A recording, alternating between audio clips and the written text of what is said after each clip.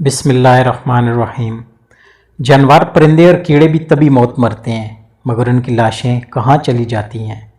हज़रत इमाम जाफ़र सादिक रज़ी अल्लाह ताला अन्हु ने सैकड़ों साल कबल दंग कर देने वाला राज बताते हुए क्या बताया था, जानिए हैरान कौन मालूमात। इमाम जाफ़र सादिक रज़ी अल्लाह ताला अन्हु ने जानवरों के बारे में एक हैरान कर देने वाली बात बताई।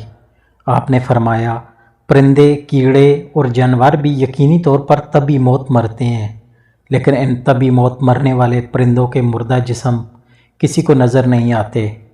आखिर ये लाशें कहाँ चली जाती हैं। मसलन हमारे इलाकों में बेशुमार परिंदे, बिल्लियाँ, चूहे और दूसरे जानवर पाए जाते हैं। ये जानवर भी अपनी तभी मौत मरते हैं।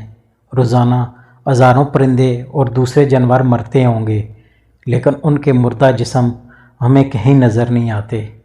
अलबत्ता उन मुर्दा जानवरों की लाशें हमें नज़र आती हैं जो कैद में मर जाएं, या उन्हें जहर दे दिया हो, या शिकारी ने या किसी दूसरे परिंदे ने उसे घायल किया हो। आहिस्ता आहिस्ता दम निकलते हुए आपने किसी जानवर को नहीं देखा होगा, यहाँ तक कि किसी चींटी को भी नहीं। इमाम जाफ़र सादिक रज़ी अल्लाह ताला अन्हु ने फरमाया, ये मुर्दा अजसाम तुम्हें इसलिए नज़र नहीं आते कि चौपायों, परिंदों और दूसरे जानवरों को अपनी मौत का इल्म अल्लाह की तरफ से पहले ही हो जाता है।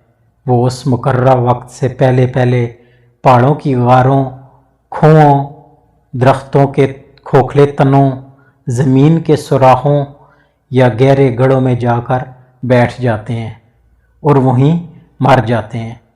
ये अल्लाह का निज़ाम है, जिसकी वजह से आज इंसान सुकून से सांस ले रहा है।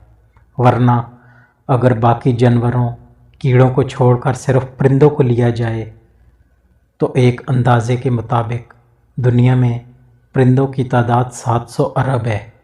अगर ये परिंदे सरेआम तभी मौत मरते तो ज़मीन पर कदम रखने तक की जगह ना मिलती।